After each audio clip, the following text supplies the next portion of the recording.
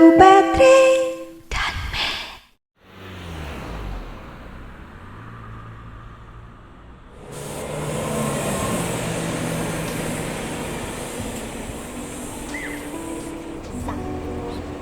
Sakno? Enggak. Enggak, Sakno. Hai semuanya, hari ini kita akan ngobrol tentang minimalism lagi. Yang sering ditanyakan pada saya adalah sejak kapan saya mulai menjalankan hidup minimalis. Kalau minimalis dalam artian hemat, mungkin seumur hidup saya sudah melakukannya. Karena memang gaya hidup hemat itu sudah ada sejak dulu kala, cuma mungkin namanya beda-beda di setiap tempat. Tapi sebenarnya kalau kita ngomong tentang minimalism sebagai hidup hemat saja, itu baru menyentuh permukaannya. Tujuan minimalis sebenarnya bukan untuk mengurangi pengeluaran, tapi lebih ke untuk meningkatkan taraf hidup kita.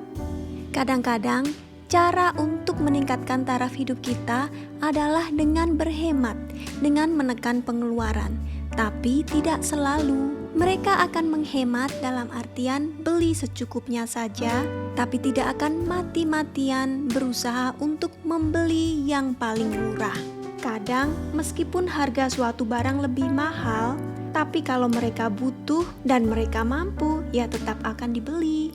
Nah, minimalism seperti inilah yang saya baru pelajari ketika saya mulai menikah dengan suami.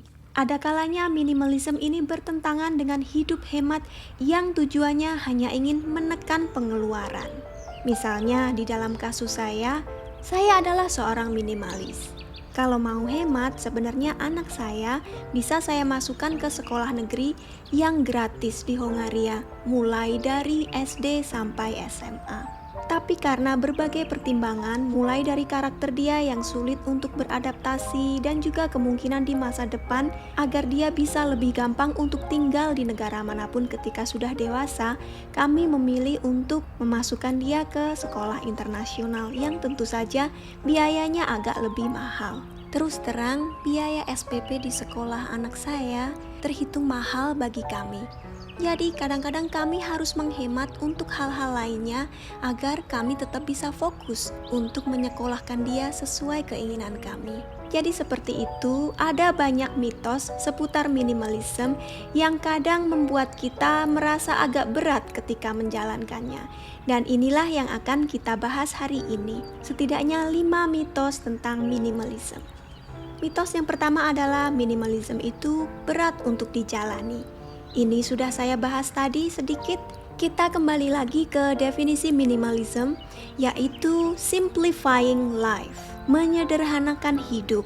Tapi sebenarnya arti sederhana di sini bukan berarti dalam bentuk material. Bisa juga, tapi tidak selalu. Arti sebenarnya dari sederhana di sini lebih ke untuk mempermudah hidup kita, membebaskan kita dari hal-hal yang membebani. Kalau banyak yang bilang minimalism itu berat untuk dijalani adalah karena adanya mitos bahwa minimalism memiliki aturan tertentu, seperti hanya boleh punya baju beberapa lembar saja, nggak boleh gonta-ganti sepatu, padahal kita suka banget. Semua minimalis harus memakai baju berwarna netral. Rumah harus kosong, nggak boleh ada barang apapun. Menurut saya itu kebablasan. Tidak ada aturan baku dalam melakukan minimalism. Lingkaran ini adalah hidup kita yang penuh dengan berbagai warna. Pink, biru, ungu, sampai abu-abu. Warna-warna ini adalah kegiatan yang kita lakukan di dalam hidup.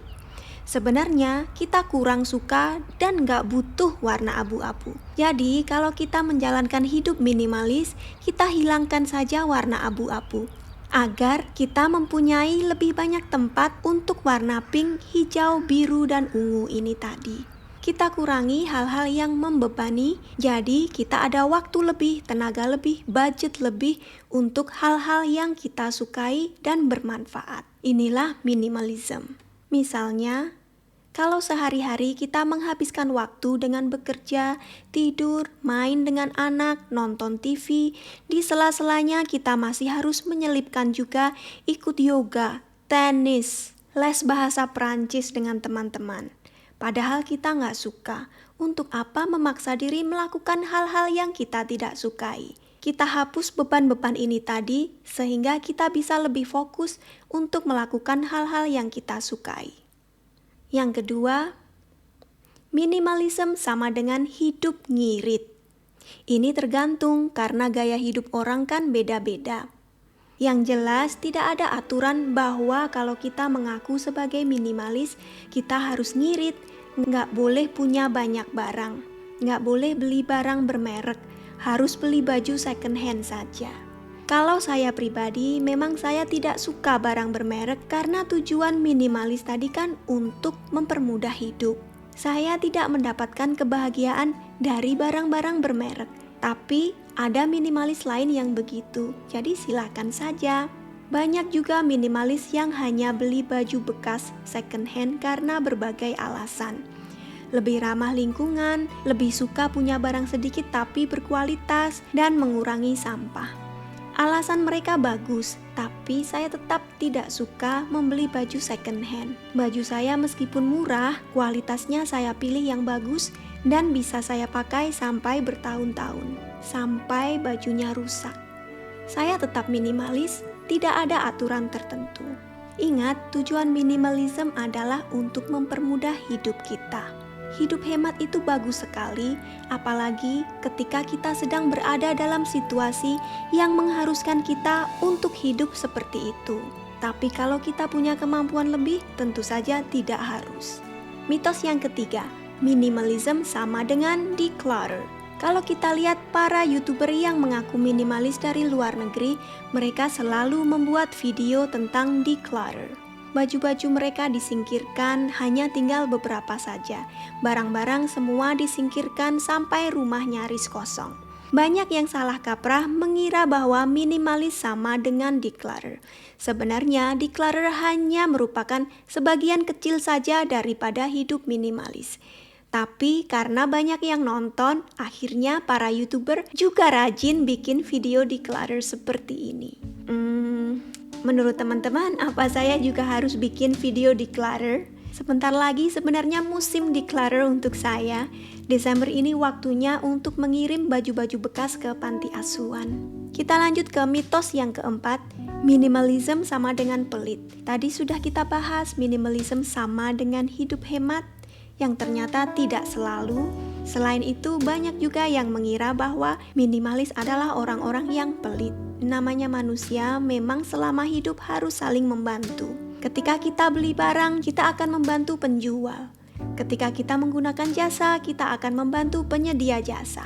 Tapi orang minimalis ini mau beli baju saja mikir, mau makan di luar saja mikir. Pelit banget, kasihan banget gak ada yang beli dari para penjual. Nggak gitu juga kok. Intinya, para minimalis ini hanya tidak membeli barang yang tidak perlu untuk mereka. Kalau kita selalu bela-beli barang yang tidak perlu, itu kan namanya konsumtif. Ketika kita perlu beli baju, ya kita beli. Saat kita lapar, ya kita akan beli bahan makanan atau beli makanan. Para minimalis juga tetap beramal. Setidaknya untuk saya begitu.